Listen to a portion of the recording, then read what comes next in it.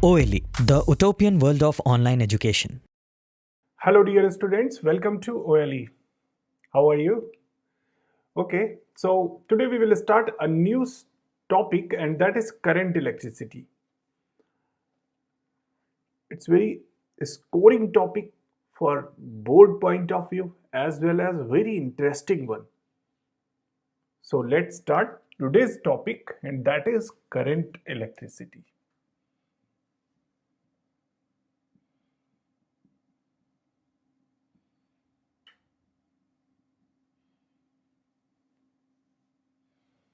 Okay, so before dealing with the current, you should know current बनती कैसे है, from where this current comes.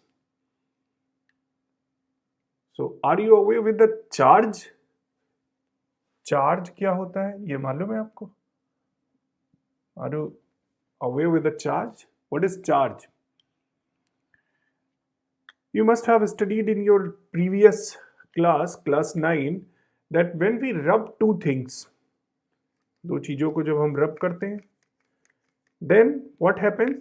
Charges transfer from one object to another object.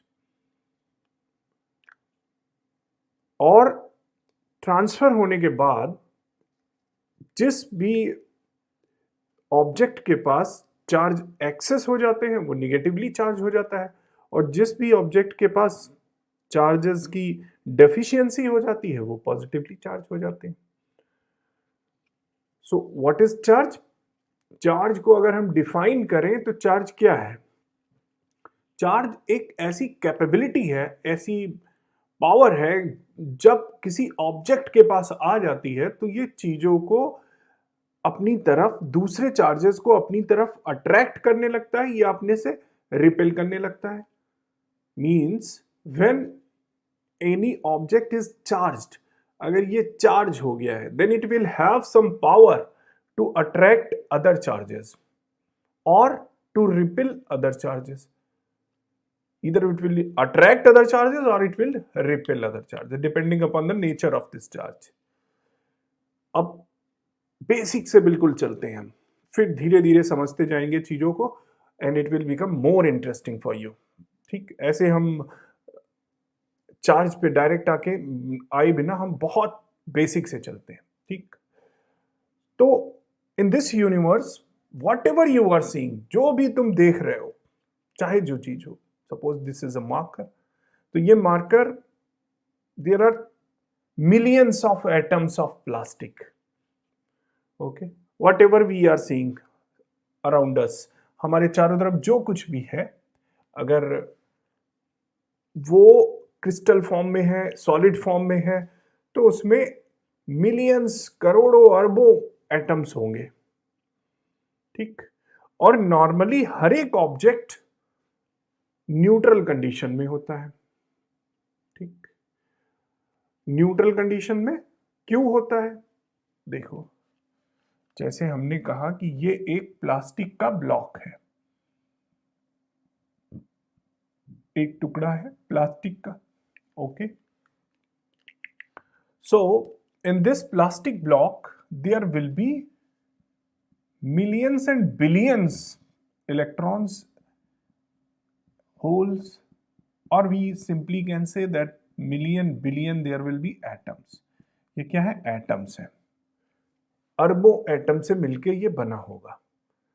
ठीक, और normal conditions में ये neutral state में रहेगा, neutral state में रहता है. अब समझते हैं ये न्यूट्रल स्टेट क्या है. ये एटम है, पहले एटम समझते हैं. एटम क्या होता है? Atom possesses a nucleus, atom के पास एक न्यूक्लियस होता है, and in this nucleus there are protons as well as neutrons. जो प्रोटॉन होते हैं इनके पास पॉजिटिव चार्ज होता है, पॉजिटिव चार्ज होता है. ओके, और जो न्यूट्रॉन होते हैं, इन न्यूट्रॉन पे न्यूट्रल चार्ज होता है, कोई चार्ज नहीं होता है, न्यूट्रल रहते हैं ये. They don't possess any type of charge, neutral होते हैं। ठीक, अब इस एटम के बाहर इलेक्ट्रॉन्स मोशन करते हैं आउटर ऑर्बिट्स में। So these are the electrons which are moving in outer orbits. Neutral state हम कब बोलते हैं? जब number of protons and number of electrons are equal in amount. यहां पे अगर 10 प्रोटॉन है और उनकी वजह से 10 कूलम चार्ज बन रहा है पॉजिटिव, तो 10 इलेक्ट्रॉन भी होंगे और उनकी वजह से 10 कूलम चार्ज निगेटिव बन रहा होगा। हालांकि 10 कूलम बहुत बड़ी यूनिट है, बहुत बड़ी चार्ज को मेजर करने की। कूलम में चार्ज मेजर नहीं होता है, माइक्रो कूलम और उससे भी छोटी यूनिट्स में। बट यहाँ पे सिर्फ हम एक अंडरस्टैंडिंग के लिए बात कर रहे हैं कि अगर इसके अंदर 10 प्रोटॉन्स हैं और उन 10 प्रोटॉन्स की वजह से x कूलम चार्ज बन रहा है, x माइक्रो कूलम चार्ज बन रहा है, तो बाहर भी उतने ही इलेक्ट्रॉन है और उनकी वजह से -x माइक्रो कूलम चार्ज बन रहा है। तो दोनों इक्वल, इसलिए एटम किस में होगा? न्यूट्रल स्टेट में। जितना पॉजिटिव चार्ज है उतना ही निगेटिव चार्ज है, इसलिए ये एटम न्यूट्रल स्टेट में रहेगा। यानी इस प्लास्टिक में जितने भी एटम्स हैं सब न्यूट्रल स्टेट में है। अब न्यूट्रल स्टेट से इसको चार्ज करने के लिए हमें क्या करना होगा? अगर ये प्लास्टिक है तो हमने माना कॉम्ब है, सबसे best example which you have studied, comb है प्लास्टिक का। ठीक, तो अभी प्लास्टिक का कॉम्ब है। अगर आप यहाँ पे बिट ऑफ पेपर्स डालें, पेपर्स के छोटे छोटे टुकड़े, और इसको ऐसे उस टुकड़ों के पास ले जाएं, then no bit of paper will be attracted towards this comb, है ना? नहीं होगा। Now you are rubbing this comb on your hairs and again repeating the same practical, then what you will see कि अब जो है कागज के टुकड़े इसकी तरफ अट्रैक्ट होके इस पे स्टक हो जा रहे हैं। Means what? मीन्स कि अब ये चार्ज है, अब इस न्यूट्रल स्टेट में नहीं है। Earlier it was in neutral state, that's why number of electrons and number of protons in this were equal in amount. Hence it was not having the property to attract the paper bits towards itself. Now when we have rubbed it over our hairs, then some of the electrons must have transferred from hairs to this plastic or from this plastic to hairs. Okay, so now it is charged. So that's why I gave the definition that charge is the property when any object have the capability to attract or repel other objects. अभी ये क्या कर रहा है? कागज के टुकड़ों को अट्रैक्ट करने लगा। जैसे ही चार्ज हुआ, it have the property to attract the paper bits.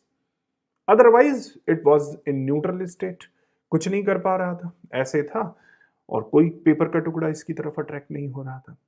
Now it have the property. So charge, how can we define the charge? Let me write it. Charge is a property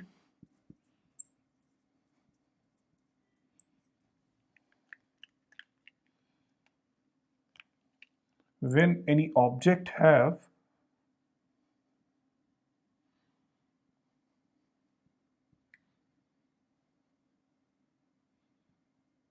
it start applying force of attraction or repulsion on other objects या charges या जो भी बोले, objects बोल देते हैं। This is what about charge. ये charge होता है। ठीक, और भी बात करते हैं चार्ज के बारे में। चार्ज कितने टाइप का होता है? चार्ज 2 टाइप का होता है। एक types of charge, type of charges. दो तरह का, one positive charge, another negative charge. Positive charge and negative charge. Positive charge कब होगा और नेगेटिव चार्ज कब होगा, ये देखते हैं हम। ये एटम है, न्यूट्रल कंडीशन में है। अगर हम इस एटम को किसी दूसरे एटम के साथ रब करें, इस एटम के साथ हम इसको अगर रब करें, ठीक है, रब कर रहे हैं, तो क्या होगा, इससे कुछ इलेक्ट्रॉन इस पे जंप कर जाएंगे। There is a possibility that some of the electrons which are loosely bounded, और लूजली कौन से बाउंड होंगे, जो जितनी दूर होंगे न्यूक्लियस से, first orbit, second orbit, third orbit, fourth orbit, fifth orbit. So fifth orbit में जो इलेक्ट्रॉन होंगे वो न्यूक्लियस से काफी दूर है, इसलिए वो बहुत लूजली बाउंडेड है।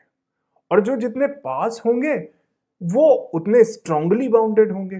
तो फ्री होने के चांसेस किसके हैं, जो जितनी दूर होंगे अपने न्यूक्लियस से वो फ्री हो सकते हैं, वो कहीं भी जा सकते हैं, बट जो न्यूक्लियस के पास है वो बाउंडेड रहेंगे। जब आप अपने फैमिली के साथ रहते हो, घर में रहते हो, तो रात को घूमने नहीं जा पाते हो, मम्मा पापा का डर रहता है। और जब आप अपने न्यूक्लियस से दूर चले जाते हो, अपने घर से दूर चले जाते हो, बाहर रहने लगते हो, बोर्डिंग में रहने लगते हो, या बोर्डिंग तो नहीं कहेंगे, बाहर आप रेंट लेके रहने लगते हो, किसी दूसरे शहर में जाके पढ़ाई करते हो, तो आप रात दिन जब चाहो तब अपनी मर्जी के मालिक टहलने निकल जाते हो, दूर चले जाते हो। ठीक, so similar happens here when the electron is in outer orbit away from its nucleus, then it has the tendency to leave the atom. तो ये फ्री हो सकता है और फ्री होके दूसरे एटम के पास चला जाएगा। तो जिस एटम के पास जाएगा उसको निगेटिव कर देगा। वाई? बिकॉज इलेक्ट्रॉन पे निगेटिव चार्ज होता है, इसलिए जिसके पास भी ये जाएगा उसको निगेटिव कर देगा। अभी ये न्यूट्रल था, अभी इसके पास 2 इलेक्ट्रॉन और 2 प्रोटॉन थे, तो ये न्यूट्रल था। अब जब ये इलेक्ट्रॉन इसके पास चला गया तो इसके पास 3 इलेक्ट्रॉन हो गए और 2 प्रोटॉन रह गए। तो अब ये क्या हो गया, एक इलेक्ट्रॉन एक्सेस, उसकी वजह से निगेटिव चार्ज एक्सेस हो गया, इसलिए ये निगेटिवली चार्ज हो गया। और इसके साथ क्या हुआ, इसके पास अब प्रोटॉन ज्यादा हो गए और एक इलेक्ट्रॉन कम हो गया, तो ये क्या हो गया, पॉजिटिवली चार्ज्ड, है ना। सो वी कैन से कि निगेटिव चार्ज कब होगा, when any atom accepts free electrons, then it become negative। और पॉजिटिव चार्ज कब होगा,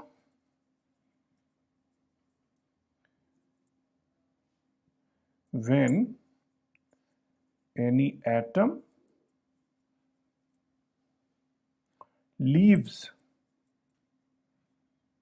फ्री इलेक्ट्रॉन्स, तो ये पॉजिटिवली चार्ज्ड हो जाता है। गॉट? निगेटिवली चार्ज कब होगा और पॉजिटिवली चार्ज कब होगा।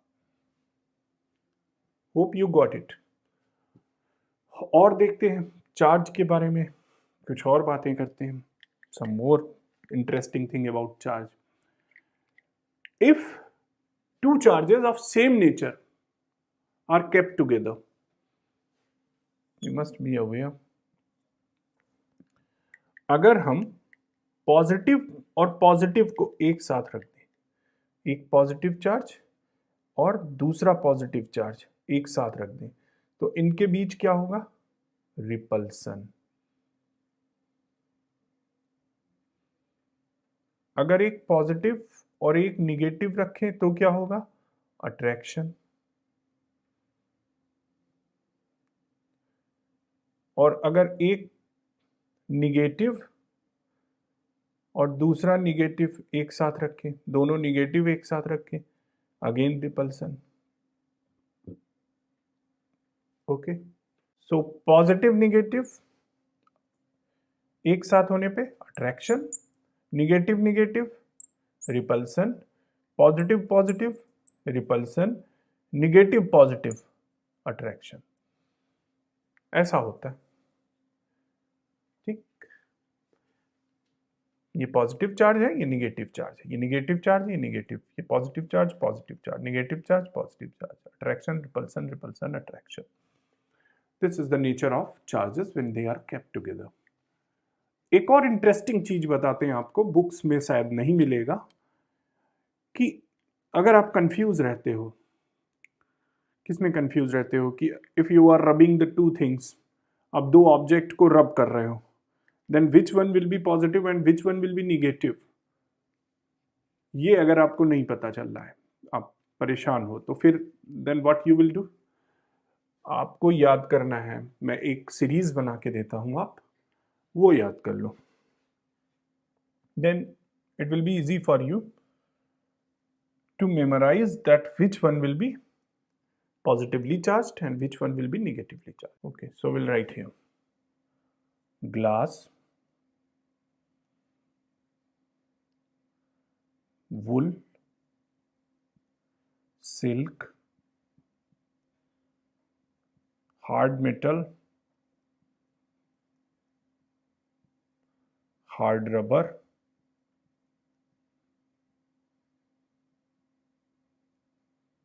wax, plastic, sulphur. यहाँ पे फर भी होता है, फर, फैबल, fur. So glass, fur, wool, silk, hard metal, hard rubber, wax, plastic, sulphur. अब जो इस सीरीज में ऊपर है, जैसे ग्लास ऊपर है, इसको अगर आप फर के साथ रगड़ेंगे, रब करेंगे, ग्लास को फर के साथ अगर आप रब करेंगे, देन ऊपर जो है अप स्टेट पे, ऊपर वाला ये पॉजिटिवली चार्ज हो जाएगा और जो नीचे वाला है ये निगेटिवली चार्ज हो जाएगा. जैसे आप अगर सिल्क को प्लास्टिक के साथ रब करेंगे, then silk will be positively charged and plastic will be negatively charged. If you are rubbing hard rubber with wool, then wool will be positively charged and hard rubber will be negatively charged. So if you are rubbing plastic with any other object, then there is possibility that plastic will be negatively charged, क्योंकि ये बहुत नीचे होता है इस series में. Okay, if you are rubbing the wool and silk, then wool be positively charged, silk will be negatively charged. So with the basis, on the basis of this electrostatic series, you can remember कि कौन सा positive charge होगा और कौन सा negatively charge होगा. Okay, so now see what will be the SI unit of charge. SI unit of charge क्या होती है? SI यूनिट चार्ज की कूलम. बट मैंने बताया कि coulomb is very big unit, बहुत बड़ी यूनिट है. नॉर्मल डेज में जो चार्जेस हम मेजर करते हैं वो माइक्रो कूलम में मेजर करते हैं. Okay, it is very big unit, बहुत बड़ा मेजरमेंट कूलम में होगा. नॉर्मल डेज में practically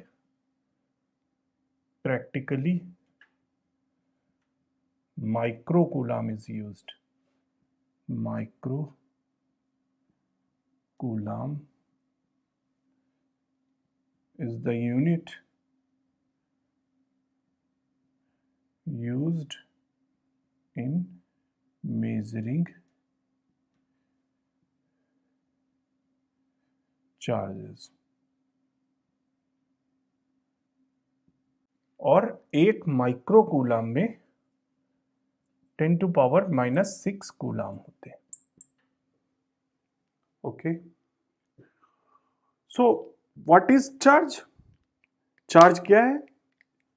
the number of electrons जितने ये पॉजेस करेगा वही चार्ज है. या नंबर ऑफ इलेक्ट्रॉन ज़्यादा हो सकते हैं या नंबर ऑफ इलेक्ट्रॉन्स कम हो सकते हैं. अगर हम चार्ज को डिफाइन करें तो बेसिकली हम क्या कह रहे हैं कि चार्ज क्या है, ये डिपेंड करेगा कि इसके पास इलेक्ट्रॉन्स कितने हैं, है ना. चार्ज क्या है ये डिपेंड करेगा इस बात पे कि how many electrons it has.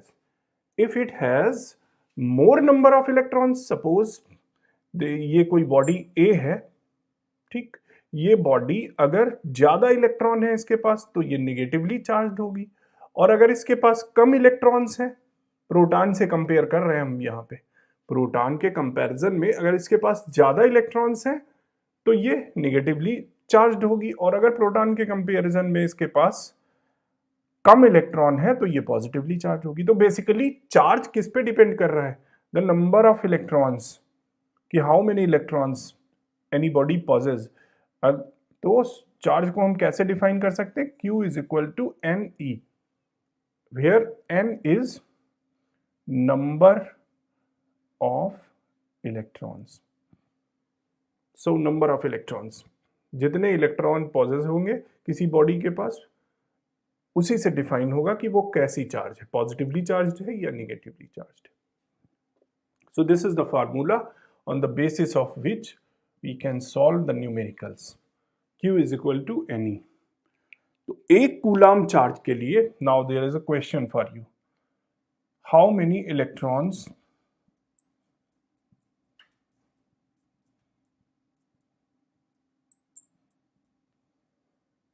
require for 1 coulomb charge? एक कूलाम चार्ज के लिए कितने इलेक्ट्रॉन चाहिए? मेजर करिए, pause the video and calculate it. Okay, so Q is equal to NE. Q is given 1 coulomb, and you have to calculate what is the charge on electron. 1.6 into 10 to power minus 19 coulomb. So N is equal to 1 upon 1.6 into 10 to power minus 19, and coulomb will be cancel out. It will become 100 upon 16 into 10 to power 18,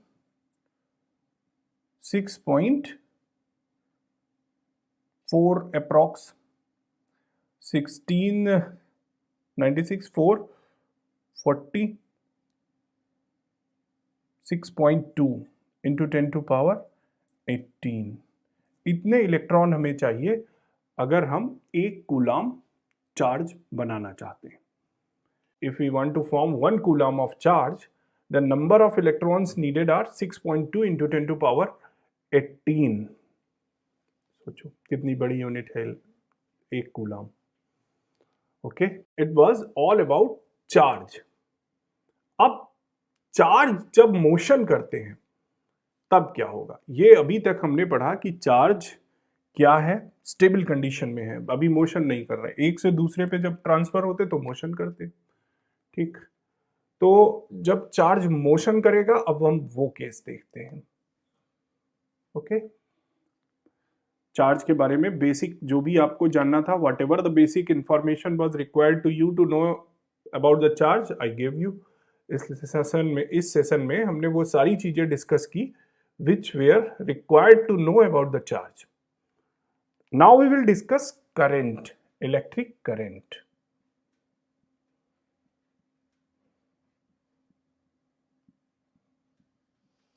What is electric current?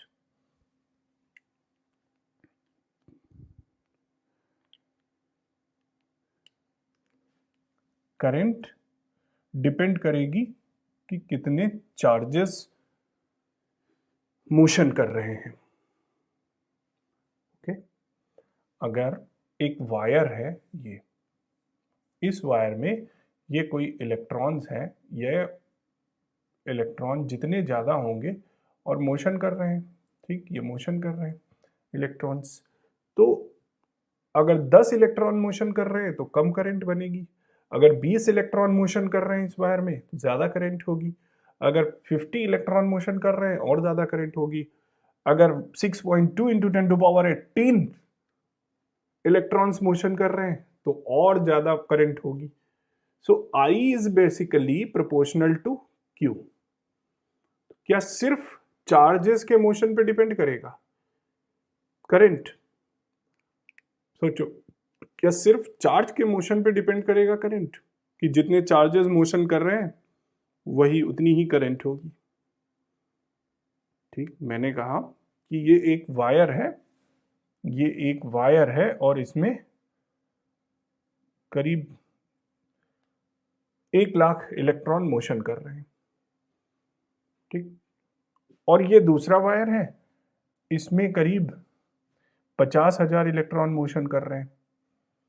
This is a wire where there are 1 million electrons are moving from this end to this end, and this is another metal, another conductor where there are 50,000 electrons are moving from this end to this end. किसमें ज्यादा current होगी, इस वाले conductor में या इस conductor में? बताओ। इस कंडक्टर में? नहीं। इस कंडक्टर में? नहीं। डिपेंड करेगा, किस पे डिपेंड करेगा कि ये जो 1 मिलियन इलेक्ट्रॉन्स हैं वो कितने टाइम में यहां से यहां पहुंच रहे हैं। अगर 2 साल में पहुंच रहे हैं यहां से यहां तक, और ये 1 दिन में पहुंच रहे हैं यहां से यहां तक, तो ये करंट ज्यादा होगी, ये करंट कम होगी, ये करंट हमारे किसी काम की नहीं होगी, ये करंट हमारे लिए मायने रखेगी, है ना। यानी टाइम पे भी तो डिपेंड करेगा कि कितने टाइम में नंबर ऑफ चार्जेस पास हो रहे हैं यहां से। It will depend on time. 1 साल लग गया इन 1 मिलियन इलेक्ट्रॉन्स को यहां से यहां तक जाने में, तो उस करंट का कोई मीनिंग नहीं रह गया। और ये विद इन सेकेंड्स इस तरफ से इस तरफ जा रहे हैं, तो यहां पे हमें जो करंट मिलेगी वही यूटिलाइज हो सकेगी, ये करंट कभी यूटिलाइज नहीं हो सकेगी। ठीक। एट ए टाइम वहां पे कोई करंट मिलेगी ही नहीं, एट ए टाइम वहां पे कोई करंट नहीं मिलेगी, सिर्फ इसी में करंट मिलेगी। तो कहना क्या चाहता हूं, what do I want to tell, what do I want to convey, कि there is always a role of time whenever we are discussing about current. So what is current? Current is Q upon T, means number of charges passing through। ये हमने एक conductor लिया, conductor you are aware with ना, जिसमें electrons easily pass हो सकें, that is conductor. बहुत सारे इलेक्ट्रॉन्स होंगे इसमें, बहुत सारे एटम्स होंगे, पॉजिटिव आयंस होंगे, निगेटिव एटम्स, और ये इलेक्ट्रॉन है हमारा, ये इलेक्ट्रॉन्स हैं। ठीक। ये मोशन कर रहे हैं, फ्री मोशन कर रहे हैं ये इलेक्ट्रॉन्स, इनको इधर से इधर हम भेज रहे हैं। हमने इसमें कोई एरिया ले लिया, ठीक, ये एरिया ले लिया, यूनिफॉर्म क्रॉस सेक्शन एरिया। अब इस एरिया से हम चेक कर रहे हैं कि 1 सेकेंड में कितने इलेक्ट्रॉन्स निकल रहे हैं, पर सेकेंड कितने इलेक्ट्रॉन यहां से पास हो रहे हैं। दैट विल डिसाइड कि how much current we are getting. So what is current? Charge passing through a particular area in a given per unit time, in a unit time. So how can we define current? Current can be defined as the number of charges,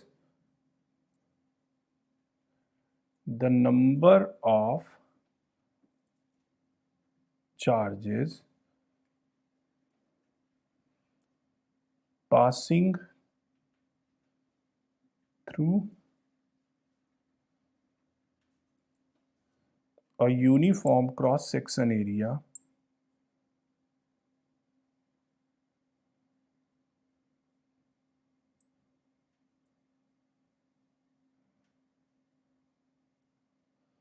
in per unit time.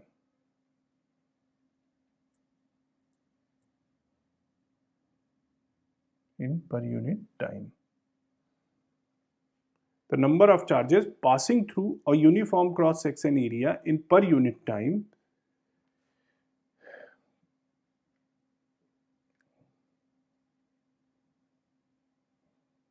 current can be defined as current can be defined as, okay, so current can be defined as the number of charges passing through a uniform cross section area in per unit time। 1 second में कितने electrons इस cross section area से होकर निकलेंगे, those number of electrons will be current. कितनी current बनाएंगे वो। सो इसका यूनिट क्या हो जाएगा? कूलम पर सेकेंड, या फिर करंट की यूनिट एसआई यूनिट क्या है? एम्पियर। ओके, बेसिक हमने इलेक्ट्रिक करंट के बारे में बिल्कुल बताया आपको. हम और ज़्यादा डीप में जाएंगे इलेक्ट्रिक करंट में in our next session. So hope that this was the basic information you gained. We'll meet in the next session with a more interesting topic of current. इस मतलब करंट तो topic है ही है, इसमें और interest हम generate करेंगे और ज़्यादा डीप में जाएंगे. So don't miss the next session. Till then take care of yourself. Have a good day.